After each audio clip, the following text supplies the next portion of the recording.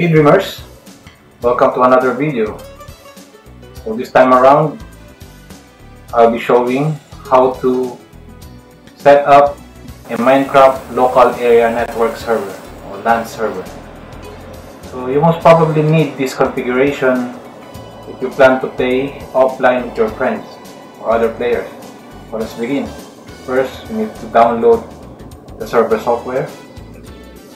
And oh, by the way, you need to know the exact version of the Minecraft client installed in your computer. So in my case, it's 1.15.2. So let's download the corresponding server software for that. I'll be using Spygot 1.15.2 for this example. So let's download that. Okay. Click this. And let's save it on the desktop. Let's create a folder named Minecraft LAN Server. Okay, and let's save into that location. Next, we will navigate into that folder. So you can directly double click this file. However, I will not advise that, because it will just show a spinning graphic here and you might mistake it for hanging or something without doing nothing, but it's doing something in the background. So for the sake of getting to view everything, my advice is to use the command line instead of double clicking the archive, the Java archive. So let's open the command line and navigate into this folder. So I will copy this path, change directory, and then right click. It will automatically paste the path of the file or the folder we need to go into. And there, that's UDIR. So here you can see the Spygot. Okay, next is to run it. So let's call Java dash xms 512m dash xmx 1g. So what this parameter means: xms means minimum of 512 megabytes, and then xmx 1g means max of 1 gig. So if you have more RAM, my advice is to increase this value for better performance. Let's continue. .jar parameter, and then the Spygot pi, then tab to autocomplete, and then no GUI. No GUI parameter means to not show the Java archive run GUI window, because we don't need that anymore. We have this command prompt instead to output the execution. So let's press enter and then wait. So never mind the error, this will be updated because my Minecraft is updated already. There's a new version, so don't mind about that. It's okay to continue. Please download, new blah blah blah. Server will start in 20 seconds. So this is what I'm saying. There's a delay when you double click the Spygot. So it's better to use the command line to see everything. Error, this is the report. Failed to load properties, blah blah blah. Failed to load EULA.txt. So we need to agree to the EULA.txt. And the next thing that we will do is to double click the EULA.txt and then simply replace this post value into true and then save. Okay, I press Ctrl S on my keyboard, but you can also save here. Already saved. Close it. Then you just have to run the previous command that we called. So just press the up arrow key on the keyboard. You will have the previous command. Enter. Wait for it to execute. 2 seconds. Let's maximize this one.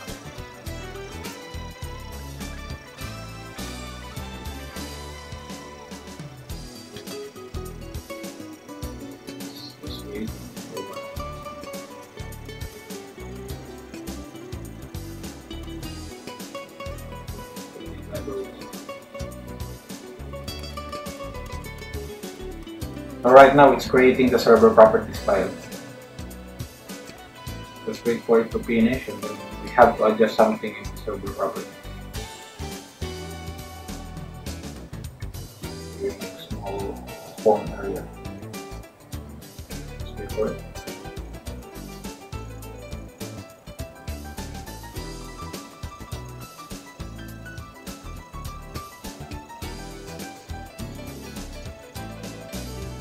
Okay, done. So next thing to do is to close this command line for now. Then let's find the server properties and then open it in the text file, text editor. Then next that we need to find here is the online mode something.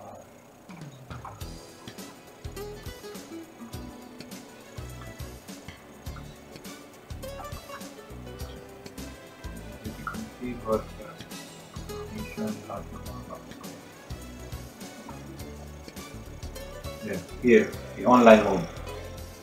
So let's set that to false. And also you may want to change the query port for a value that you can easily remember. Query port and then the server port. So it should match with the value that you replace on the query port. So let's put a number something like that is easy to remember. 540 to 1. 5 digits. Start with it. Server port. So you can change other settings here, but for now that's the only things that we need to change. Let's close this. Okay. The what you call this? The online mode false is very important, because if you don't set it to false, the other players won't be able to join the network, because it will or the server will forward the username to the Minecraft server, and then you can find those username. It will reject the joining of those particular players. You must set this to false. Okay, so let's close this again. Then for convenience, you can create a batch file so that you won't type a new command every time or open the command line every time you want to play or start the server. So let's create a batch file. Let's call it start MC server. That's batch. It's important that the name or the file name extension is that batch. BAT. Yes. Then right click. I'm using Notepad here, but you can also use regular text editor. I'm using Notepad. Pass. Here you can just type the same command that we have written in the command line before. So Java -xms. So this time around I'm going to increase the minimum memory, so 1 GB. Then xmx, the maximum memory to 4 GB. Then jar parameter. So let's copy the file name of this Pygot. Okay. After that, you can close this file. Make sure that you save it. And we can simply double click this file.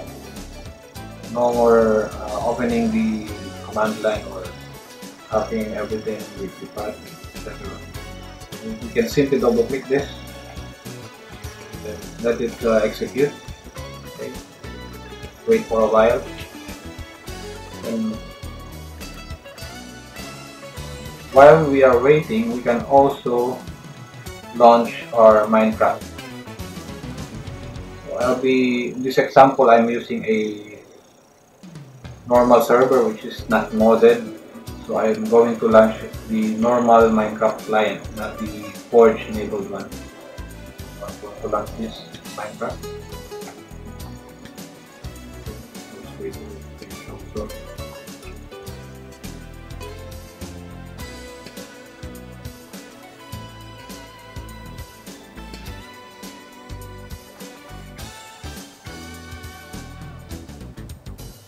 Right, build the world. Once it's ready, we can try to join this particular server, or local area network server, Minecraft. Okay, almost there.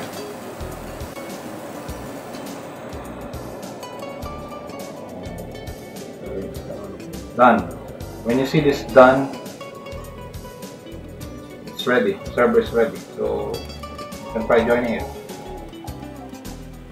So in Minecraft, just go to multiplayer, and you might not see the server here, the local area network server here, so you can just use the direct connect.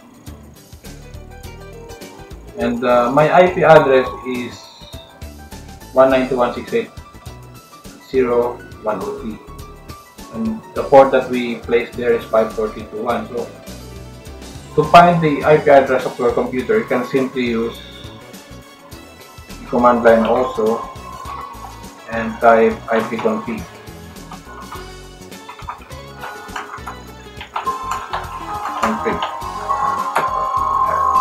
The IPv4 is most probably your address, so just copy that and then place it in your Minecraft. Okay. So let's join the server. Join world.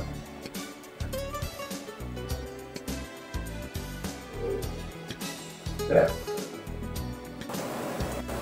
We have joined the server successfully. Then if you have other players that should join the server, you can simply give them the IP address of your computer or the computer where the server was running. The same thing that we do in our example. That's just easy. Just in case that your computer is not or not showing there, or you can the other players cannot join directly to your computer, please check the firewall of your PC or the other player's computer. Maybe it's blocking the Java runtime and the Minecraft launcher. Make sure that those two executable are allowed in the firewall or not restricted. The Java runtime environment and the Minecraft launcher, something. So I hope this video will help you in setting up a Minecraft local area network server. Thank you for watching. See you next video. Bye bye for now.